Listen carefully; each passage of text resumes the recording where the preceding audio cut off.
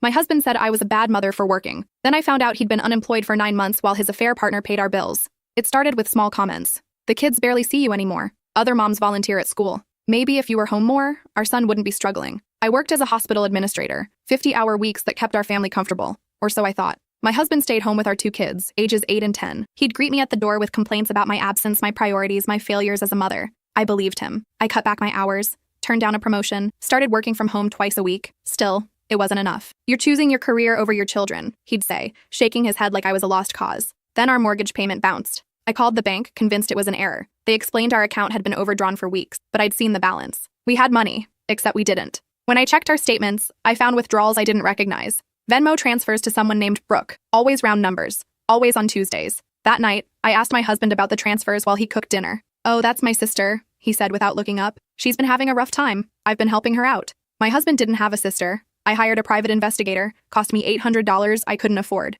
2 weeks later, she handed me a folder that made my stomach drop. My husband had been fired from his job last February. Not laid off, fired for falsifying expense reports. He'd been collecting unemployment for 1 month before it ran out. For the past 8 months, a woman named Brooke had been covering our bills. Mortgage, utilities, car payments, groceries, everything. The investigators' photos showed them together. Coffee shops, her apartment, our local park while our kids were at school. In one photo, he was wearing the watch I'd bought him for our anniversary. In another, they were looking at what appeared to be apartment listings. I sat in my car outside his girlfriend's building at 2 p.m. on a Tuesday. That's when I saw him leave. Not rushing, not sneaking. Casual, like he lived there. Because apparently he practically did. According to the investigator, he spent entire days there while the kids were at school, then came home just before they did, playing house with her, then coming home to lecture me about being a bad mother. I didn't confront him, not yet. Instead, I called Brooke. "Hello?" Her voice was younger than I expected. "Hi, I'm calling about the financial arrangement you have with my husband," I said calmly. Silent. Then, "He told me you two were separated, that you were just roommates until the divorce was final." "We're not separated. We sleep in the same bed." "Did he mention that while you were paying for our kids' lunch money?" More silent. "He said you refused to work, that he was supporting everyone and drowning in debt." I laughed. Actually laughed. "I'm the only one who's worked in 9 months. You've been subsidizing his unemployment while he convinced me I was neglecting our children by having a job." I heard her breathing change. "How much have you given him?" I asked. "Since July, around $34,000. The number hung in the air between us. "He told me his paycheck was delayed because of corporate restructuring," I said. "Every 2 weeks for 9 months. That's when Brooke said something that changed everything. I'm not the only one. She explained that she'd met my husband on a dating app last June. He'd told her his wife was cold, distant, career-obsessed, that they were separating but living together for the kids' sake, that he was drowning in debt from carrying the family alone. She worked in tech, made good money, and felt sorry for him. Started with helping with groceries, then a few bills, then everything. But last month, I saw messages on his phone from someone named Celeste." Brooke continued. "Same story, same script. He told her he was separated too, that his wife had abandoned the family. She's been sending him money since August." My hands were shaking. "How much?" "I don't know exact amounts, but from what I saw in the messages, at least $20,000, maybe more." I thanked Brooke and hung up. Sat in my car for an hour, watching rain streak down the windshield. My husband had orchestrated this entire thing, gotten himself fired, hidden it from me, then guilt-tripped me about working while conning at least 2 women into funding our lives. That night, I acted normal, made dinner with, helped the kids with homework, watched TV on the couch like nothing had changed. He complained about how our daughter's teacher never responded to his emails, how our son needed new cleats but we couldn't afford them because of my spending habits. I nodded along, agreed I should be more careful with money. The next morning, I called my lawyer. Then I called Celeste. She was a nurse, divorced, mother of 1, working overnight shifts to make ends meet. She'd met my husband at our local gym in July. Same story. Separated wife, struggling single dad, drowning in debt. She'd given him over $18,000, including money for our son's supposed asthma medication that insurance wouldn't cover. Our son didn't have asthma. He showed me a photo of his kids, Celeste said, voice breaking. Said they were eating ramen because his wife spent all the money on herself. "I work with sick children every day. I couldn't let his kids go hungry. I arranged to meet both women at a coffee shop downtown. When they arrived, they looked at each other with recognition. They'd seen each other in his phone. Now they were seeing the full picture. Brooke was 29, blonde, wearing expensive athleisure. Celeste was 41, dark hair in a ponytail, still in her scrubs. They'd both believed they were helping a good man in a bad situation. Instead, they'd been funding his unemployment while he destroyed my career and blamed me for everything wrong in his life. "I want to confront him," Brooke said. "I want him to look at us and explain himself." "He won't," I said. "He'll lie. He'll make himself the victim. He'll somehow make this our fault for not understanding his struggles." "So what do we do?" Celeste asked. I pulled out the folder from my investigator. "We document everything, every transfer, every lie, every text message, and we make sure everyone knows exactly who he is." Over the next 2 weeks, we built our case. Bank statements, screenshots, emails, photos. Brooke found messages to 5 other women. Not all of them had sent money, but he'd been working on it. Same story every time. Separated wife, struggling dad, just needed a little help until things turned around. My lawyer said I had grounds for fault divorce due to adultery and financial fraud. But that wasn't enough. I wanted him to face what he'd done, not just to me, but to these women he'd manipulated. I confronted him on a Thursday evening. The kids were at my mother's house. I'd planned it that way. When he walked in from wherever he'd actually been, I was sitting at the kitchen table with the folder open in front of me. "We need to talk," I said. He saw the photos. His face went pale, then red. "Where did you get those? Does it matter? You've been unemployed for 9 months. You've been having affairs with multiple women, and you've been stealing from them while telling me I'm a bad mother for working." He tried to explain, said losing his job had devastated him, that he'd been too ashamed to tell me, that things with Brooke just happened, and then with Celeste, and he'd gotten in too deep to get out. "You could have told me the truth," I said. "Any point in the last 9 months, you could have been honest. You would have judged me. You would have looked at me like a failure. So instead, you made me feel like a failure? You blamed me for working, for providing for our family, while you were out there manipulating women into paying our bills?" He stood up, voice rising. "I made mistakes, okay? But you weren't there. You were never there. I was alone with the kids every day while you chose your career. You were alone with the kids because you got fired and didn't tell me. This entire situation is because you lied, not because I worked." He left, grabbed his keys and walked out. Didn't come back that night. When he finally returned the next morning, I'd already filed for divorce, had him served at the door. The look on his face when the process server handed him the papers almost made the last 9 months worth it. The divorce proceedings were brutal. He fought for primary custody, claiming I was never home. His lawyer painted me as a career-obsessed mother who'd abandoned her children. They brought up every missed school event, every late dinner, every time I'd chosen work over family. Then my lawyer entered the evidence. Bank statements showing his unemployment, screenshots of his dating profiles, messages to multiple women, photos of him at Brooke's apartment during school hours while claiming to be job hunting, testimonies from both Brooke and Celeste about his lies and manipulation. The judge asked him directly, "Were you employed during the time you were criticizing your wife for working?" His lawyer jumped in, but the judge cut him off. "I asked your client a question. No, Your Honor, I was not employed." "And were you receiving financial support from women you met while still married?" Silence. "Answer the question." "Yes." "Did you tell these women you were separated from your wife?" "Yes." The judge removed his glasses. "So you were unemployed, having multiple affairs, accepting money from at least 2 women based on false pretenses, while simultaneously berating your wife for working to support your family. Is that accurate?" My husband's face was red. "I was struggling. I made mistakes." "These weren't mistakes," the judge said. "This was calculated deception. I'm awarding primary custody to the plaintiff. You'll have supervised visitation until you complete a psychological evaluation and provide proof of employment." My husband stood up. "You can't do this. Those are my kids. The same kids you claimed were going hungry to manipulate money from women? Sit down." He got supervised visitation every other weekend, had to take parenting classes, pay child support based on his potential earning capacity, not his current unemployment, and he had to reimburse Brooke and Celeste. But the real consequences came from somewhere I didn't expect. My husband had been active in our neighborhood Facebook group, always posting about school events, local issues, parenting tips, positioning himself as the involved dad who'd sacrificed his career to raise his kids while his wife climbed the corporate ladder. Brooke posted screenshots, every message where he'd called me cold and distant, every lie about our separation, every request for money with photos of our kids. She tagged him. Celeste added her own screenshots. Then a woman named Veronica chimed in. She'd been messaging with him too, though she hadn't sent money. Same story, same script. The comments exploded. Other mothers who'd praised him for being such a dedicated father, neighbors who'd criticized me for working too much, they all saw what he really was. Within hours, the post had over 200 comments. Women I'd never met sharing their own experiences with men who'd used similar tactics. Neighbors apologizing for judging me. One mother wrote, "I told my daughter she was lucky to have a dad who actually showed up, unlike your mom who's always working. I'm so sorry. I had no idea." Someone tagged the PTA president. My husband had been volunteering in the school library, positioning himself as father of the year while I was the absent mother. The school quietly asked him to step down from all volunteer positions. His parents called me. They'd seen the Facebook posts. "We had no idea," his mother said. "He told us you'd become obsessed with your career, that you barely came home. We believed him." "He's very convincing," I said. "The things he said about you to get money from those women, the lies about the children. I'm ashamed." They offered to testify on my behalf if needed, told the judge they'd been fooled too, that my husband had always been skilled at playing the victim, but they'd never seen it this clearly before. My kids struggled with the change. My son was angry, especially at first. "Dad said you're the reason he has to leave." My daughter just seemed confused. She'd ask questions I couldn't answer honestly without making things worse. I got them into therapy, both individual and family sessions. Slowly, carefully, their therapist helped them understand that sometimes adults make bad choices, that none of this was their fault, that both parents still loved them, even though the family looked different now. My son's anger shifted when he overheard a conversation I didn't know he was listening to. I was on the phone with my lawyer discussing the finances, how his dad hadn't worked in 9 months, how other people had been paying our bills, how I'd been trying to support everyone while being told I was a bad mother for having a job. He came into my room after I hung up.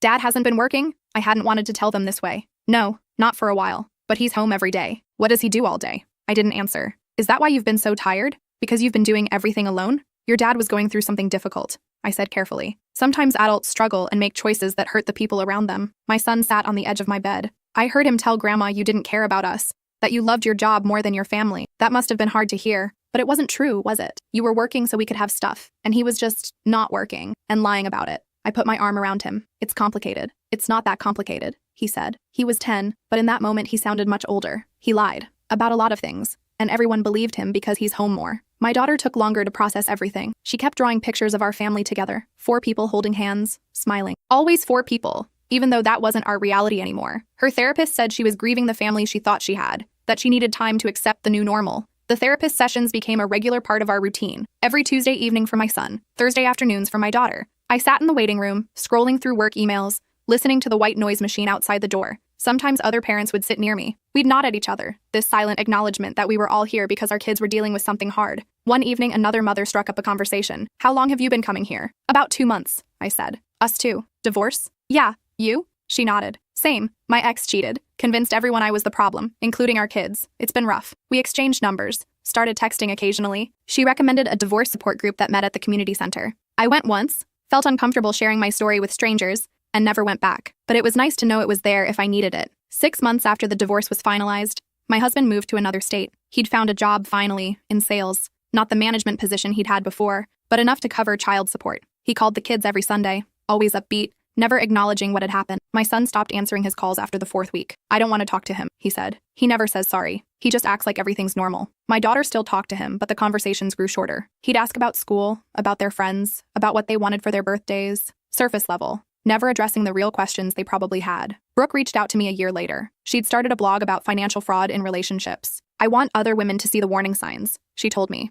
I had a good job, money in the bank, and I still fell for it. If it can happen to me, it can happen to anyone. She'd found online communities of people who'd been scammed by romantic partners. Thousands of stories just like ours. People who'd believed they were helping someone they loved, only to discover the entire relationship was built on lies. Celeste filed a civil suit against my ex-husband. She wanted judgment for the full amount she'd given him plus interest. I work too hard for my money, she said when I congratulated her. I'm not letting him keep a dollar of it. He declared bankruptcy to avoid paying. The judge wasn't sympathetic. You committed fraud to obtain these funds. Bankruptcy doesn't absolve you of that. He still owed her. Would probably owe her for years. She'd attached his wages, put liens on anything he owned. I'm patient, she told me. I'll get my money back eventually. The neighborhood's treatment of me changed completely. Mothers who'd whispered about my absence started inviting me to things, asked how I managed work and kids alone, apologized for judging without knowing the full story. We all believed him, one mother said at a school fundraiser. He seemed so dedicated, so involved. Meanwhile, you were supporting everyone and getting blamed for it. I didn't need their apologies, but I accepted them. They'd been manipulated too. Not as severely, but he'd crafted a careful image,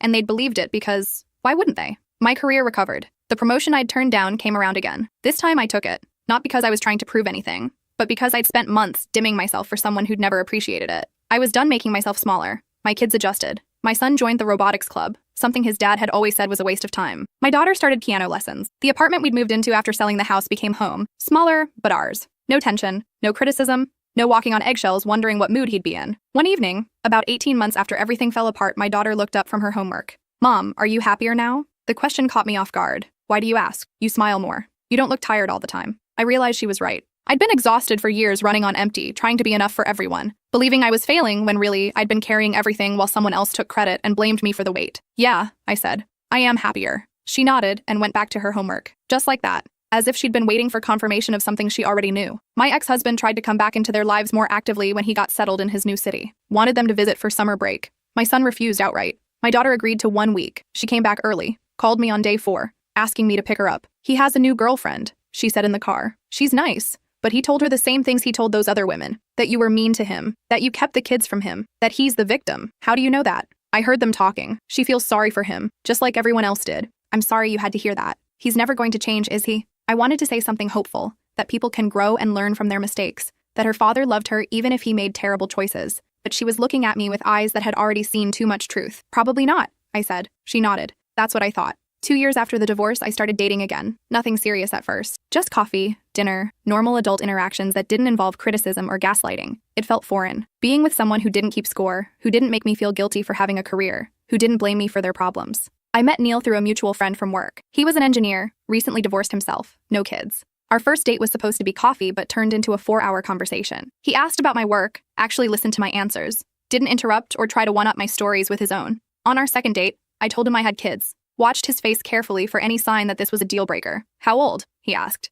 10 and 12. That's a good age. Old enough to have real conversations with? You're not concerned about dating someone with children? He shrugged. Everyone comes with history. Yours just includes 2 people you're responsible for. That's not a bad thing. My kids met him accidentally. He was picking me up for dinner when they got home from their dad's weekend visit early. This is Neil, I said, somewhat awkwardly. We're friends. You mean dating? My son said flatly. It's okay. You're allowed to date. Neil was careful around them, didn't try to be their friend or their dad, just existed in our space without demanding anything. My daughter warmed up to him first. He played piano too, and they'd sometimes play duets while I made dinner. My son took longer. One evening, he asked Neil directly, "Do you have a job?" "I do. I'm an engineer." "And you actually go to work? Like, every day?" Neil glanced at me, understanding the weight behind the question. "Yes, every day." "Good," my son said, and went back to his video game. I never posted about the divorce on Facebook, never shared my side of the story publicly. People asked why, said I had every right to defend myself, to make sure everyone knew the truth. But I'd lived through years of someone controlling the narrative, telling everyone their version of our life. I didn't want to become him, just in reverse. The truth came out anyway, through court documents, through Brooke's blog, through Celeste's lawsuit, through neighbors who'd witnessed everything and couldn't stay quiet. I didn't have to say a word. The evidence spoke for itself. My ex-husband tried to rebuild his image in his new city. Fresh start, new job, new girlfriend. I wondered sometimes if she knew, if he'd told her the truth or if she was getting the same script everyone else got. The poor divorced dad, victimized by his career-obsessed ex-wife, just trying to stay connected to his kids. I hoped she'd figure it out before she sent him money, before she believed the lies and made excuses for red flags, but that wasn't my responsibility anymore. My lawyer called me 2.5 years after the divorce. He's petitioning for joint custody. Says he's stable now, employed, in therapy. Wants the supervised visitation lifted. My stomach dropped. Can he do that? He can petition. Whether he'll win is another question. The judge will consider the kids' preferences at their ages. My son was 12 now. My daughter was 10. Old enough to have opinions about where they wanted to be and who they wanted to be with. The custody hearing was scheduled for December. My ex-husband showed up in a suit, haircut, looking like a changed man. His lawyer talked about his progress, his steady employment, his engagement with therapy, how he'd made mistakes but was working to be better. The judge asked to speak with my kids individually. My son went first. He was in there for 20 minutes. When he came out, his face was set. "I told the truth," he said. "My daughter was crying when she emerged. I said I wanted to see Dad sometimes, but I want to live with you." The judge returned to the courtroom. "I've spoken with both children at length. They're clear about their preferences. While the court recognizes that the father has made efforts to improve his situation, supervised visitation will remain in place for another 6 months, at which point we'll revisit. The children have expressed that they're not comfortable with unsupervised visits at this time, and at their ages, their input carries significant weight." His lawyer protested. The judge cut him off. "Your client defrauded multiple women, lied to his children about their mother, and manipulated his way through his marriage. 6 months of employment and therapy doesn't erase that. We'll reconvene in June." Outside the courtroom, my ex-husband confronted me. "You turned them against me." "I didn't have to," I said. "You did that yourself. They're children. They don't understand. They're old enough to know when someone's lying to them, old enough to remember who was actually there." He stepped closer. "You'll regret this. You're keeping my kids from me out of spite. I'm not keeping them from anything. You lost them when you chose to lie instead of being honest. When you chose affairs over your family. When you blamed everyone else instead of taking responsibility." Neil appeared at my side. Didn't say anything, just stood there. My ex-husband looked at him, then back at me. "Of course you've already replaced me. This isn't about replacement, it's about choosing people who treat me with respect." He left, walked to his car without looking back. My kids watched from the courthouse steps. "Is he mad?" my daughter asked. "Yes, but not at you. At the situation. At consequences he doesn't think he deserves." "Does he ever think anything is his fault?" my son asked. "Probably not." We went home, ordered pizza, watched a movie together on the couch. Normal evening, no drama, no one keeping score of who did what or who failed whom. Just us, content to exist in the same space without conflict. 6 months later, at the follow-up hearing, my ex-husband didn't show. His lawyer said he'd moved again. New job opportunity in California. Wanted to do video calls with the kids instead of in-person visits. The judge looked unimpressed. "So after fighting for custody, he's moving across the country? It's a significant career opportunity, Your Honor." "I'm sure it is." The judge signed the papers without further comment. Custody remained with me. Supervised visitation adjusted to video calls at the children's discretion. My son never called him. My daughter did, sporadically, usually after prompting from her therapist, who said it was important to maintain some connection to her father. But the calls grew further apart. Every other week became once a month, became holidays only. On her 11th birthday, she didn't call him at all. "I forgot," she said when I reminded her. But I don't think she forgot. I think she'd finally accepted that the father she'd wanted, the one who would acknowledge his mistakes and fight to do better, didn't exist. The man on the other end of those video calls was just someone who shared her DNA. Not a dad. Not really. Neil moved in after 2 years of dating. We didn't get married and I didn't want to. Not yet. Maybe not ever. Marriage had been the structure my ex-husband used to trap me, to make me feel guilty for having ambitions beyond our home. I wasn't ready to give anyone that kind of power again. Neil understood. "I don't need a piece of paper," he said. "I just want to be here." And he was. There for soccer games and piano recitals. There for homework help and midnight trips to the ER when my son broke his wrist. There without keeping score, without expecting praise, without making it about him. My son asked him one day, "Why don't you want to marry Mom?" "I do want to. Neil said honestly. But your mom gets to decide what she's comfortable with, and I respect that. Dad always said she was difficult. Your mom isn't difficult. She just knows what she wants and what she doesn't. That's called having boundaries.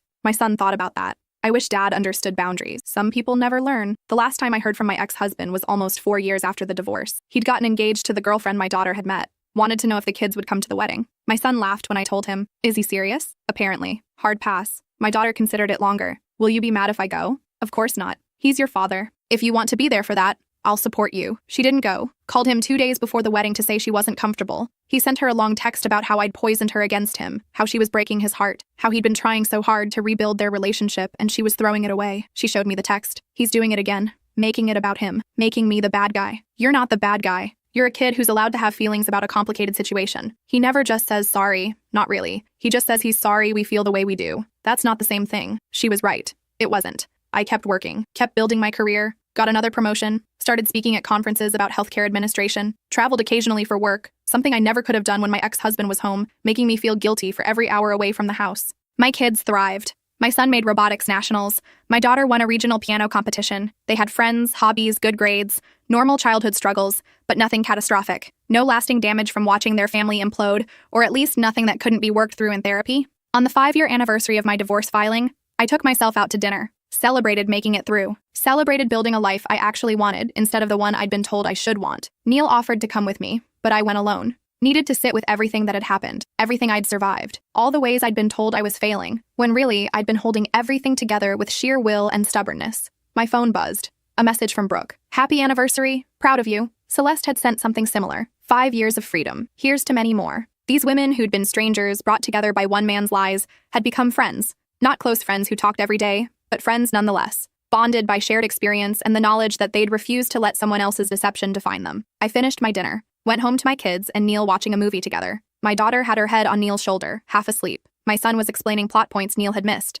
Normal, peaceful, no undercurrent of resentment or criticism. This was what I'd been working toward all along, even when I didn't know it. Not perfection, not some idealized version of family, just stability, honesty, people who showed up when they said they would and didn't make me feel guilty for existing. My ex-husband never apologized. Not to me, not to the kids, not to the women he'd defrauded. Last I heard, he'd been fired from his California job for similar expense report issues. Some patterns don't break, some people don't change. But I did. I stopped believing I had to shrink myself to make someone else comfortable. Stopped accepting criticism from people who hadn't earned the right to give it. Stopped prioritizing everyone else's needs above my own until there was nothing left. My kids saw that transformation, saw what it looked like to have boundaries, to demand respect, to walk away from situations that diminished you. I hope they carry those lessons forward. Hope they never let anyone make them feel small. On my son's 13th birthday, he said something that stuck with me. I'm glad you divorced Dad. That's a heavy thing to say. I know, but it's true. You're happier. We're happier. And I think he probably is too, even if he won't admit it. Maybe he was right. Maybe my ex-husband was happier in California with his new wife and his fresh start and his carefully constructed narrative where none of his failures were his fault.